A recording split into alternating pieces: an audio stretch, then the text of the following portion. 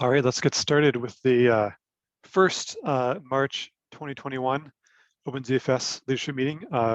Because of the way the month falls, we'll have another meeting 4 weeks from today, which will be also in March.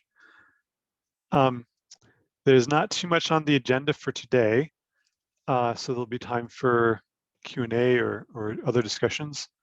Brian, do you want to just mention that we're still working on the release numbering planning stuff?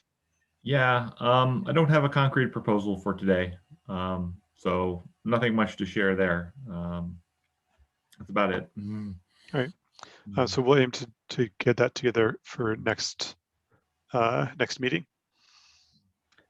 And the other thing we have on the agenda is I asked Alan to share some more about the Vdev properties work that he had done. I thought that it was years and years ago, but then I saw, it was only 2019, the 2019 developer summit that you presented That's it. about 30 years ago at this point, Matt. Yeah, it sure feels like it, doesn't it? Well, I think I first presented it in 2018. Okay. Or maybe the idea or something. But yeah, we spent a bunch of time on it at the 2018 hackathon. And then so in 2019, I presented what I come up with based on that. Okay, well, maybe so that's been what a I was couple remembering. Of years. So I think we mentioned this a couple of meetings ago, but Mark maybe is going to be working on the like Vdev no alloc stuff that we need for our product. And we were basically, we wanted to figure out what the user interface for that should look like. And it seemed like if we could make it so that the user interface was the same as kind of the grand plan for Vdev properties, then that would be nice. So I wanted to have a discussion about what that user interface would look like. And then I was also kind of curious, Alan, like where the code is at, and if if it would make sense to complete the real Vdev properties in the short term, versus if we should like make something that has the same user interface for the one thing that we care about, and then we can kind of refit it back into the infrastructure, when the whole thing lands. Yeah, I think I'll give it another once over tonight, but I'll be able to push a pull request for it this week so that people can look at it, and hopefully that means that it can go that way. Because yeah, one of the things that drove me to the idea of doing this Vdev properties was actually talking with Matt about this queued Vdev removal thing at the ZFS user conference at Datto in, what was that, 2017, was it? Oh gosh, we've been working on, we've had that on the plans for so long.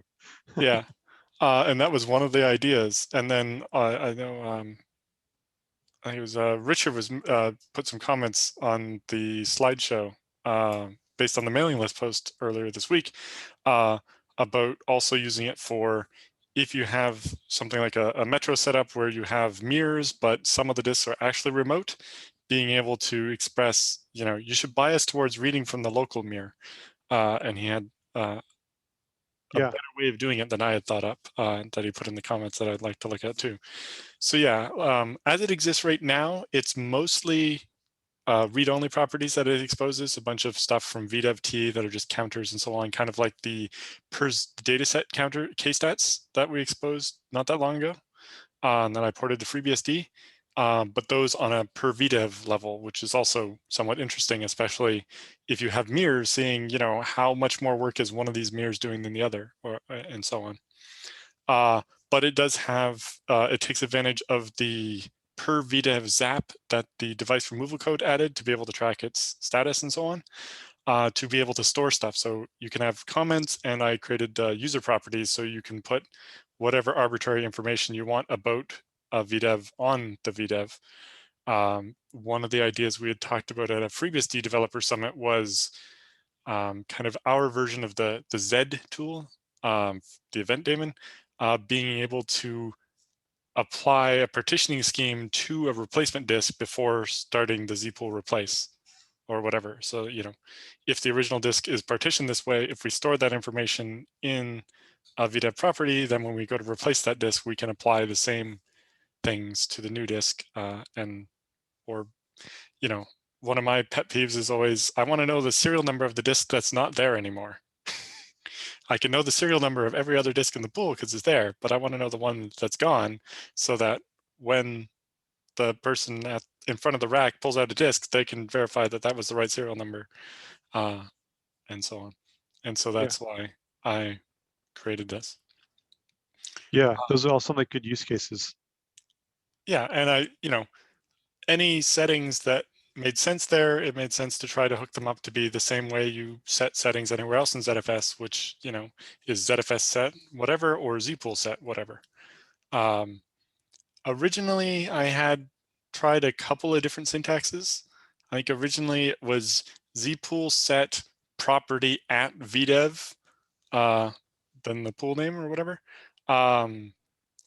But after playing a bit with the stuff ZFS and Linux had done to be able to disambiguate pool names and Vdev names on the command line, it made more sense to just use that.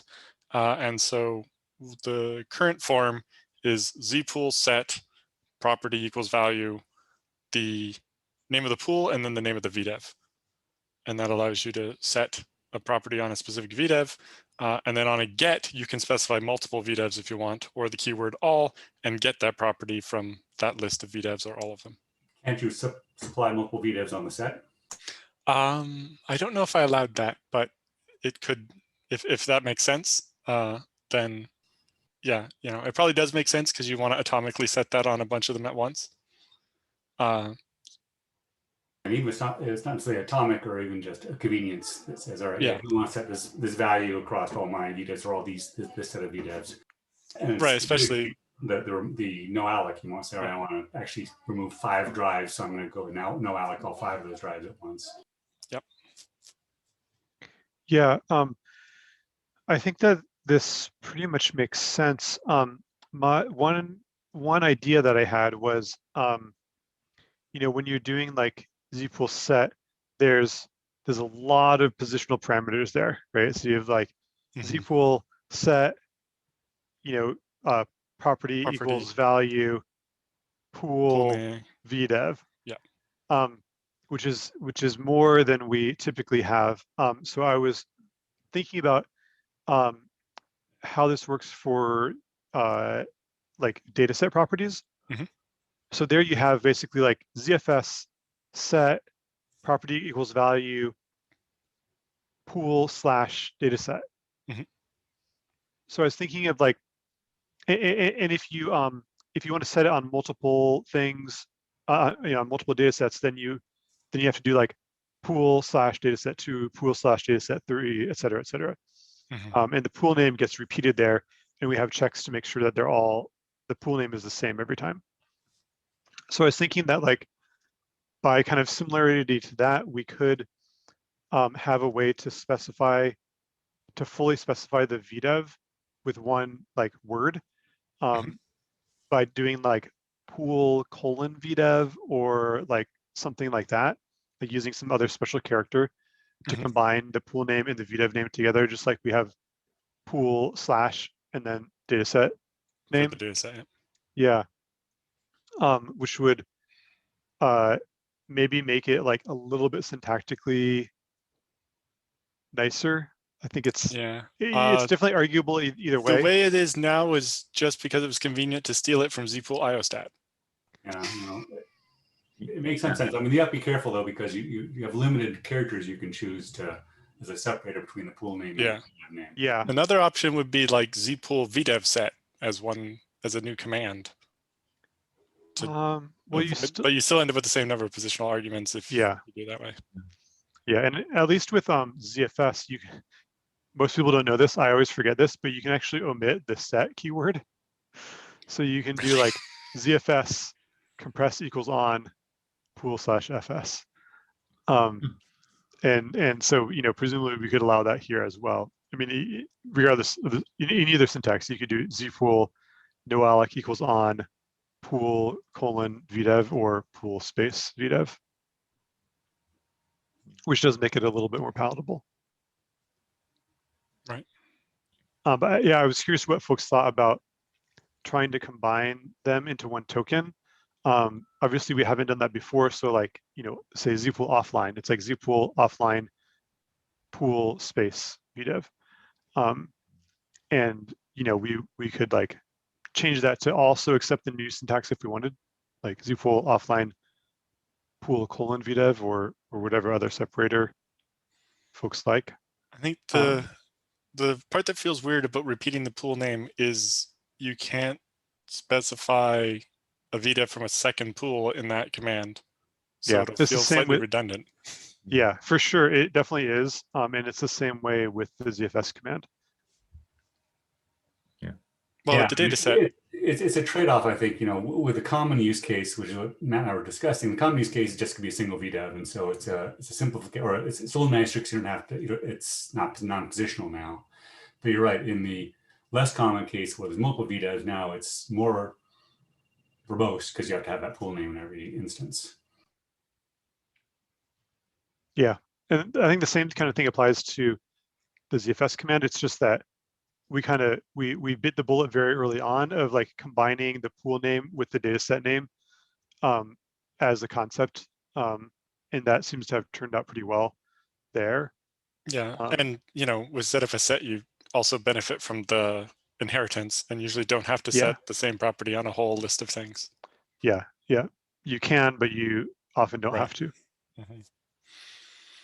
Same with like creating snapshots, for example, where like you can list a whole bunch of full snapshots names, but you can do the recursive snapshot. Mm-hmm. I definitely see the advantage to doing your way because it also decreases the chance of someone accidentally ending up trying to set something on the pool when they actually meant the VDEV. It kind of disambiguates the two syntaxes a bit more. Yeah, like you don't have to worry about transposing the arguments order. Or something to that effect.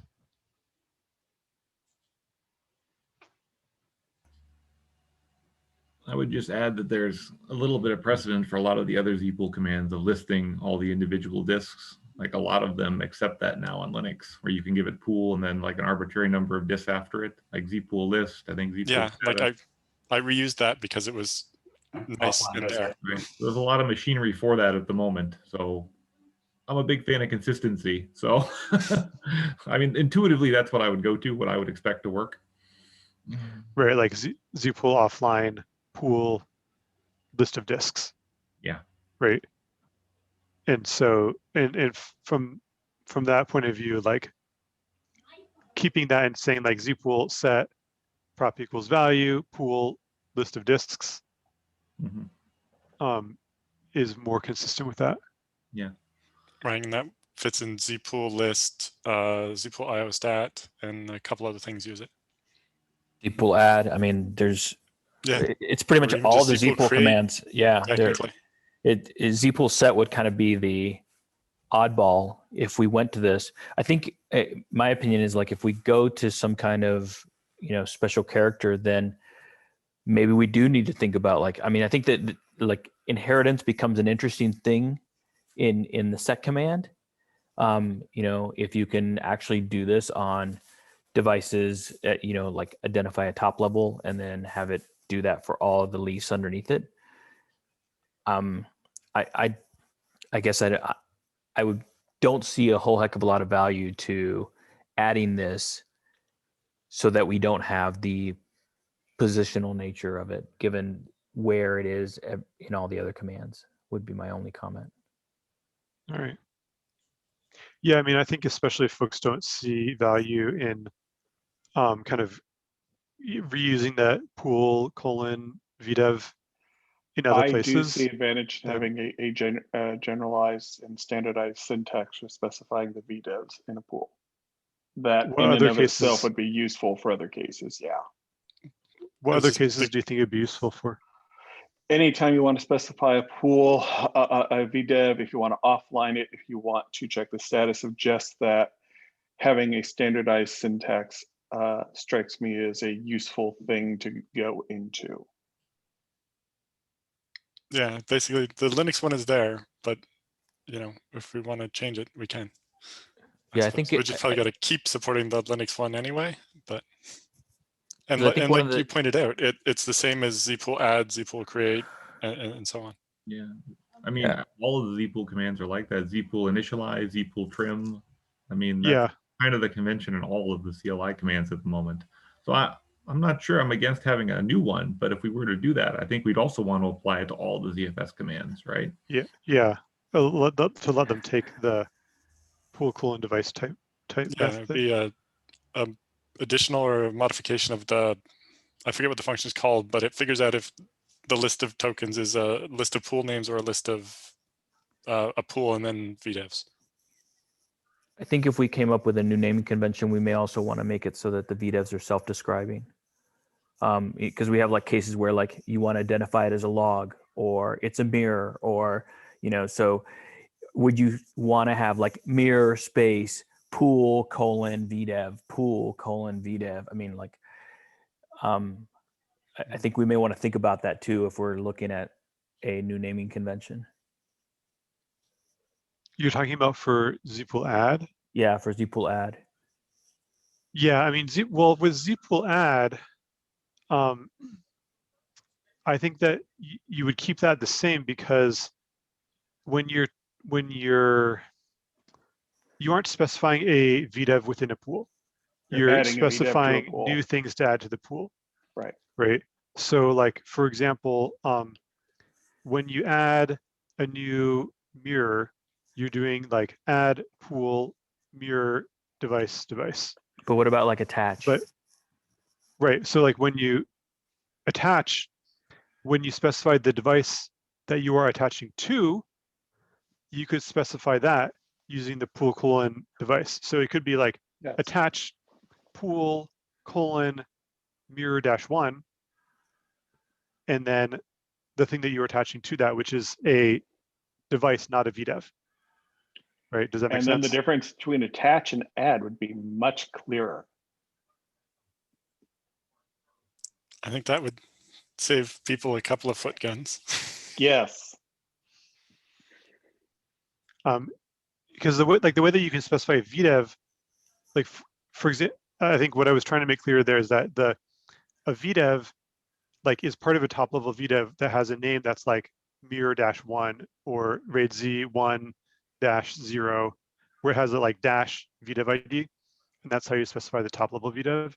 But when you're like adding a new top level VDEV, you don't know what the number is, right? The ZFS decides what the number is. Right. You don't specify it; it gets chosen for you. Yeah. I mean, it's a relatively minor point, but and I still definitely see like maybe like just be consistent with the existing way, even if it's like maybe not the best thing that we ever came up with. And just do like zpool set prop equals value space pool space device. I think there's enough precedent in the other command to say that should be supported, whether it's the ideal way or not. And then I think orthogonally, I think there is some potentially future thought and something we could do in terms of saying, all right, let's come up with a naming convention which we could then apply across all these pool commands when we want to name VDEVs and these commands or something. Is there anything that we would, so if we had a new naming convention, does that make things easier for things like DRAID? I mean, that kind of has like a new naming. Possibly. DRAID is kind of special because there's already some, when you name the DRAID name, VDEV name is fairly complicated because it includes layout information and encoded within it and that kind of thing. Yeah. And it's also using like the colon, right?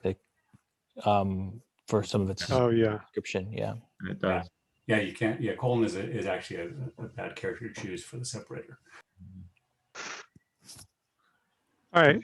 Well, I think it's a good thought exercise for sure. And see if there's something that we can improve on. Yeah. Well, I mean, I'm fine with sticking with the syntax that Alan outlined there. And again, I just stole what Brian was already doing because it was nice and convenient, and I liked the syntax. But you know, I definitely see pool at Vdev or whatever. You know, colon sounded good, but like you said, draid probably makes it complicated. I can see a bunch of places where that'd be useful, but at the same time, it also a bunch of places where it'd be slightly redundant, have to put the pool name 6 times on the command line. But you know, in particular, I think the one Brian did for zpool iostat specifically can handle, you know, pool or pool vdev pool vdev or something, and we don't always want the user to be able to be that ambiguous to us. yeah, and probably most other cases you want them to all be in the same pool. Mm-hmm. It's like just one pool, and then like in the case of set, 0 or more VDEVs, right? Mm-hmm. All right. Well, I mean, in particular, I guess for set, when you're doing VDEV properties, it would be a list of all VDEVs with the separator. And so you wouldn't have the pool name by itself on the command line, right? Your zpool set, you know, no alloc equals on pool at vdev1, pool at vdev2, and never specify just the pool name. And that would make the syntax more different than setting a pool property to make it less confusing. Yeah, that's true.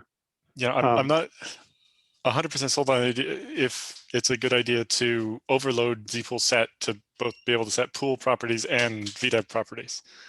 I did it because I didn't want to duplicate all the machinery of zpool set and get and list, but yeah, because you could imagine like if you do zpool set some VDEV property equals value, just the pool and leave off the VDEVs, then it's like, is that an error? Does it mean set it on all of the VDEVs?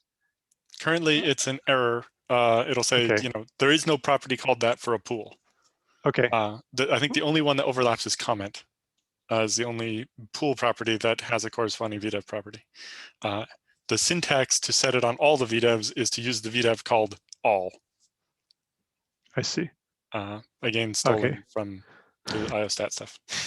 Gotcha. So if you wanted to set it on all of them, you would do set property equals value pool all. Yeah. Which is like a little bit yeah, that's magical. where my concern comes from, is that it's awfully close to setting just the pool property. So but definitely interested in what other people think. I mean, there may not be a lot of overlap. Like, do you ever really need to set it on all of them? Not usually. I mean, if you're setting it on all of them, it all feels like it should be a pool property, right? It should be encoded someplace else, right? I mean, the only things I could imagine that you might want to set on all are like things that you can't do nowadays, like change my preferred A shift, which, you know, is not a thing now, but I think George has a also many years old prototype for. Or user data such as this VDEV was added on such and such date or modified on such and such date. Yeah, giving you an all there is a bit of a foot cannon as well then. Yeah. But that's so Unix way, so. Yeah, but I mean, well, I think the true Unix way would be that there is not an all, but you can do like $paren, you know, zpool list devices, whatever. Yes, that's what it should be. Should be Let's get rid of all everywhere. Yeah, it'd be what zpool list capital H -O name. See, and it would so give you much just pool names. I don't think that see how much I don't think that there is a way to list Alan. your VDEVs, which is right. to programmatic. There list is your now VDEVs. actually. You could do zpool get name pool all, and it will give you just the names of the VDEVs. That's cool. And although I think that will include mir-1 and mir-2, not just. But you could probably like kind of hack that up to get like, name, comma, type, and then like only the things that are type disk or whatever. Leaf or whatever, yeah. Yeah. All right. Well, I think this is a great idea. I'm okay with the syntax that Alan originally proposed. I'm okay with getting rid of all. But it's great that you're so far along that you'll be able to open a PR soon. Yeah. And then maybe Mark can take a look at it and help you get that across the finish line if you need some more, if it needs more work. Yeah. Because yeah, mostly I think it would just be adding the noalloc to the property enum, and then on set dealing with whatever we have to do to do that. Yeah, there's definitely a bunch of subtle stuff there that Mark has investigated. That's my yeah. Because I figured when I thought about it, it's like, well, you gotta make that free space probably disappear from the available free space, and who knows what else. Yep. Because I had also thought about trying to do read-only, but I don't think that makes sense on a per Vdev basis. Yeah, I mean that's why we called this thing noalloc rather than read-only, exactly. because we aren't like prohibiting writes. We're still going to write Uber blocks there. If you've done an allocation already, like for a log block, the tail of a log block, then it's fine. You can go and write that. Mm-hmm. It's just prohibiting allocations. Yep.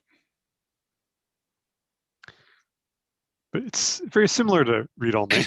Because the other use case we had thought of was there might be stuff in the special Vdev type where it made sense to have a Vdev level setting rather than a dataset setting. Like this SSD is just for dedupe table and nothing else. Whereas like I think to currently, be able if to you change have two special Vdevs, then it would use both, right? Yeah. Well, I think that you can. I think that there's special and dedupe are two different types, but you could imagine using the properties to change the types after the fact. Mm-hmm. I mean, it probably wouldn't be super trivial, but I think you could do it by saying like, set class equals normal, special, log, etc.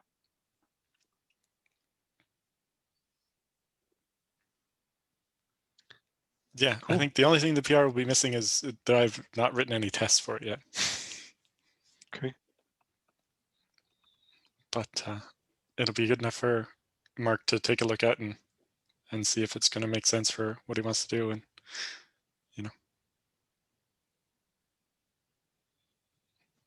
I wrote it a couple of years ago and have, revised it a number of times in spurts of activity. Yeah, well, maybe now we have like a real use case that can help us to get it across the finish line. Right, exactly. Yeah, for me, the main use case was the stats stuff. I wanted, like the per Vdev stat or per dataset stats that we've got in the meantime. I wanted that on a per disk level. And, I think in the slides I also talked about there might be some level of those where we'd want to be able to persist those counters. Maybe something similar to the way the persistent L2 arc does it, where, only every gig of writes to the Vdev or something do we update the stats. But, having ZFS keep track of some stats persistently might be interesting too. Yeah, I think you could surely persist those every TXG, but it's just a matter of doing the work. Right. The same kind of goes for the error counts and stuff, which probably falls into the same stats that you're talking about. But Brian, you mentioned that recently, how like sometimes people get tripped up because the error counts are in memory only and have a bunch of weird things about them. Yeah, that's something we see on the tracker quite frequently, is people see error counts and then they export and re-import the pool and oop, they're all gone, right? So I hope you had a log. Pool's healthy now. Yeah, so that's maybe a little unintuitive. Yeah. That's another, pet peeve of mine that we might need to look at some point is both zpool clear and like import with the force flag are generally often very broad. Like when you do clear, it's like zpool clear is what you're supposed to do if your JBud disconnects and you reconnect, and it's kind of somewhat similar to zpool reopen, but it gets everything, unsuspends the pool and gets it all running again. But sometimes you want to do one of the side effects of zpool clear, but not all of them. Like I want to reset the counters without doing this, or I want to get the pool working again, but not reset the error counters. And like same for zpool import -f. The -f overrides, I think, 6 or 8 different safety belts. And sometimes I feel like you should be able to do --force equals, just ignore the GUID, rather than, also do this, or, zpool add, ignore that the size is different, or ignore that this used to be part of a different pool, but don't ignore the rest of those safety belts. But yeah, I think those are all good ideas. Maybe with regards to that, there is this zpool import policy struct, and I think it's like somebody threw it in there for metadata validation count or something. And as far as I can tell, the only code that instantiates that struct is zpool main, and it sets some default values. Is there anyone actually like using that struct from somewhere else and setting other values than the defaults? Do you know of any software system that uses that? Is it not used by the import -fx stuff? Capital F, capital X? Capital F. The like rollback. Undocumented extreme rewind stuff. I thought it was, and I think extreme rewind sets it, but I was talking specifically about the metadata error count thing. Maybe it's just a subfield. It's been a while since I've looked. Is that the one that's in the verify logic? Yeah, I think that's used by the verify logic. I don't know if anything sets that from user land. Maybe. Anyways, yeah, I'm not sure. What I was driving at would be cool if we had one struct that we can maybe represent as JSON or some other form of structured data, and then we can just pass that to zpool import, then put it in an NV list, pass it to the kernel, and then do it that way instead of I don't know, inventing some complicated command line flags for every single thing of that. Yeah, definitely having a richer way of expressing that using like the import flags or whatever would be nice. I mean, importing is like one of the most complicated things. There's like so much stuff going on there, and it's really hard to follow. Pavel did a whole lot of work on that, several years back when he added like all the debug statements and all that kind of stuff. But it's not especially sysadmin friendly. It would be pretty cool to. Sorry, Alan. Go on. Ahead. Oh, okay. Yeah, I thought it like I'm working on that part of the code too, and I thought it would be really neat to have some interface to like return all the debug statements to user space as a summary instead of like requiring the user to go to And that, in my mind, it's just collecting a big NV list and sending it to user space at the end of import, no matter whether it failed or succeeded. It's like, it's not that hard, especially since like, you don't even have to do crazy things like, I mean, crazy. You don't even have to do all that much work because you can, it's all associated with the spotty. You can just like have the spotty have like a, a giant string, which is, or, an array of strings, a list of strings that are the debug statements that we accumulated while we were importing it, send those back to user land at the end. So would really not be that hard compared to like the more general case of like, I'm doing some arbitrary ioctl and I want to accumulate all of the messages from all the layers for that. It's like, then you got to like pass down your message buff, down everywhere and let everybody like append to it. And, you have to change the function signature of a lot of different places versus with this, it's like, if we're importing this pool, it's the only thing we're doing to this pool. So all log statements are relevant to what you're trying to do. I think that would actually be really useful because that's always frustrating when you can't import your pool and you get a really generic error message back. I think as a first pass, like So, like, you really could just say, take all those debug messages that are in the import path that Pavel added, and then just have them also append something into the Spatie, and then like package that up into an env list and return it back to userland. That sounds like a great hackathon project. Mm-hmm.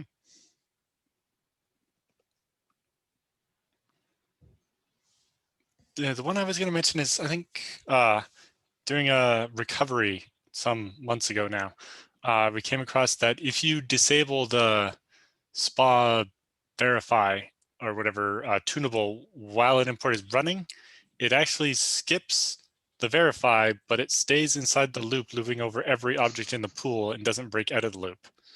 And so it saves you some time, but not the amount of time you were hoping to actually get the import to happen. When you're doing a rewind. And I meant to get back to fixing that, but I think there was some comments on an old bug report. I don't think there's even a pull request for it. That I know Brian and I and some other people talked about it when it happened, but I never got back to it. That sounds like a great 1 or 2 line exactly. PR. Yeah, it might be worth revisiting those defaults too for import, because I think right now the defaults are check everything, right? If you go back too far, check every data block, check every bit of metadata, and it can take. If you do extreme rewind, a reasonable amount of time. Yes, it can. Right.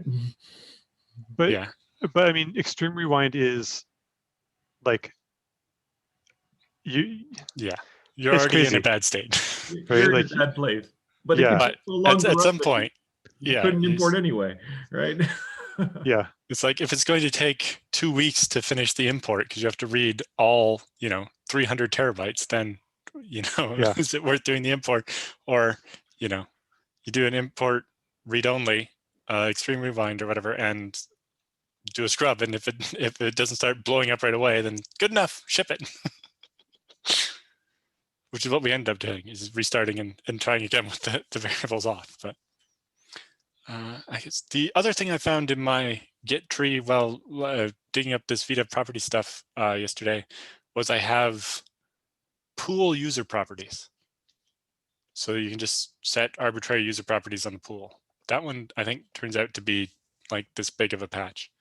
Is that interesting to anyone? I think I wrote it originally for Powell Doedek needed it for something, and I ginned it up in a weekend. Do they show up as ZFS properties? Like, I think there is some confusion because you can also set ZFS properties on the ZFS dataset. You can set it on the root, but then it's inherited by every dataset, whereas a pool property only shows up in zpool again. Okay, which is distinct. Okay. Yeah, it's distinct because, I didn't want this property I'm trying to set on the pool to show up on every data set in the entire pool, which is what happens if you set our user property on the root of the pool, the root data set.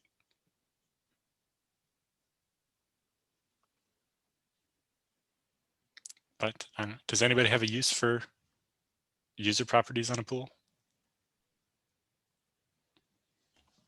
I don't know that I have a real use case for it, but it does kind of feel like an omission that is there for data sets, but not pools. But I don't really have a use case for it. So we kind of had one, although we're just doing user properties on the root data set instead, with how we deal with managing the keys for a zpool, because also when we use zpool encryption, we're doing the whole pool because we do a lot of snapshotting and cloning, and trying to manage that would be tricky. So if that would have been nice for some things with that, as well as there's a couple other little bits where it would have been nice to be able to set like a user property for a pool. And it's also like we have on most the systems that we quote unquote support, there's one pool with all the storage, but sometimes people will try to do multiple pools to do things. And so to be able to identify, as well as there's some historical stuff where the main pool doesn't always have a set name.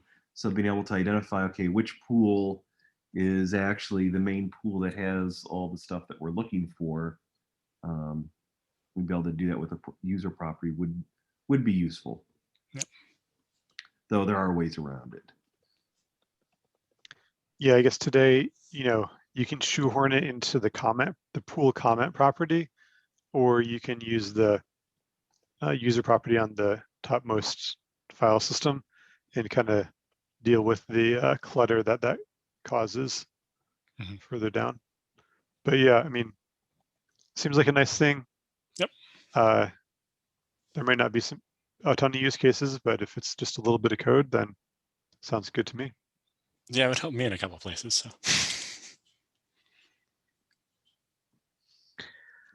Cool. Other things that folks would like to discuss? I just added a thing to the agenda. It's just a quick call for help because I fear that this will get stuck otherwise. I've started factoring out all the zvol, like the platform independent parts of zvol write, discard, and read into common code. And one thing I stumbled across is the zvol geom bio strategy, which is in the FreeBSD specific bits, which like doesn't seem so easy to factor out because it doesn't use ZFS UIOT yet. And the question is, somebody familiar with FreeBSD could add support for converting a struct BIO from the FreeBSD kernel into the ZFS UIOT. And I won't be able to do that. And I don't know if there's any desire on the FreeBSD side to do it. And if there's anybody interested in that, please step up. I posted a link in the agenda. Feel free to ping me in Slack and we'll discuss further. Good, thanks.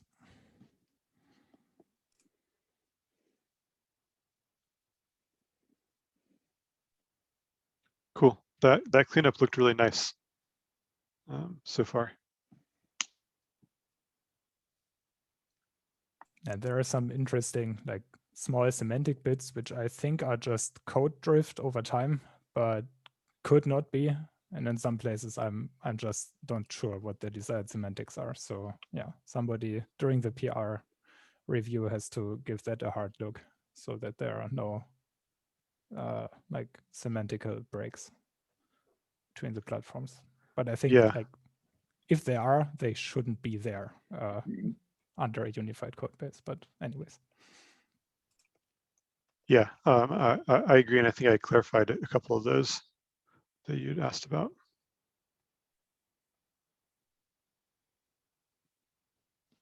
Cool. What else do folks have to talk about?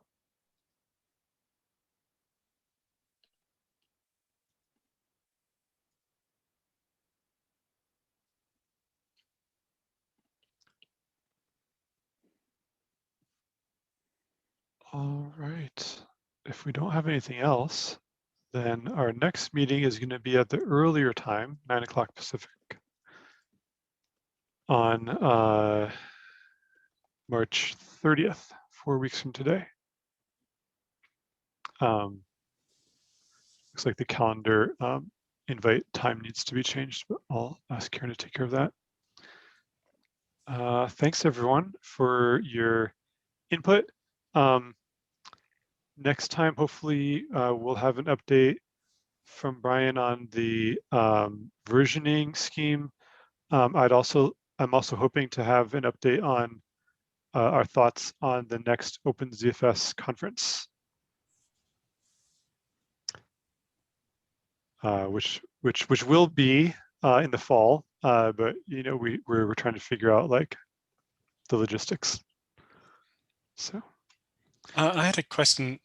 I don't know if it's been fixed yet. I don't know that I've tried to build in the last week or so, but the compatibility.d directory symlinks cause problems if you do a second make install after it's already been done. Is that somebody looking at that or fixed already? That got fixed. Okay. So someone jumped on that and fixed it for us. I Great. forget who offhand, but yeah. Yeah, I stumbled across that as well. Yeah. I'm glad that compat.d stuff got done though, because I was a big fan of that when we came up with the idea. Like, was that? I know, and yeah, the another fall project before that's last been or something. a super long time coming. I mean, I think that one thing that sometimes is frustrating about my work on ZFS and the community's work on ZFS in general is like we have so many good ideas that like they feel like they're so like it's not that hard. We just got to get it done. It'll be so great, and then it takes years and years. It's, years and years later, it's still not done yet. We talk about it again at another OpenZFS summit. The next year. So that can be frustrating sometimes. But then I think about the fact that actually, like a lot of those good ideas have gotten done eventually. Yeah, like device removal, eager zero, D-RAID, Z standard. Yeah, those are a lot of things that had been in progress for what seemed like way longer than the time that they could have been done in. And I think that they were all kind of like worked on in fits and spurts, right? Yeah.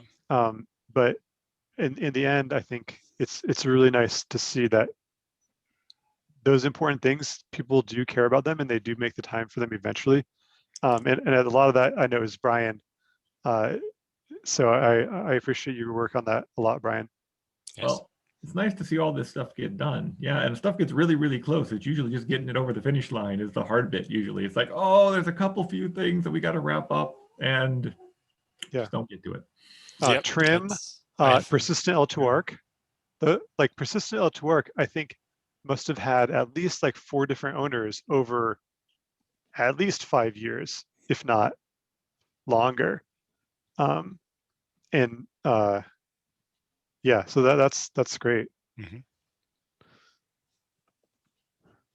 Well, you know what they say about software, once the first 20% is done, everybody's really excited. And when you get to about 80%, everybody's mad because it's not quite perfect yet. And then someday maybe it gets to actually be finished. Yeah, at least finished enough. Yeah. All right, but cool. I'm definitely just as guilty as everybody else. It's got to be 5 or 6 pull requests at that 80% point. Yeah, well, you all know that I'm working on RAID-Z expansion and have been for years, but that's getting closer as well.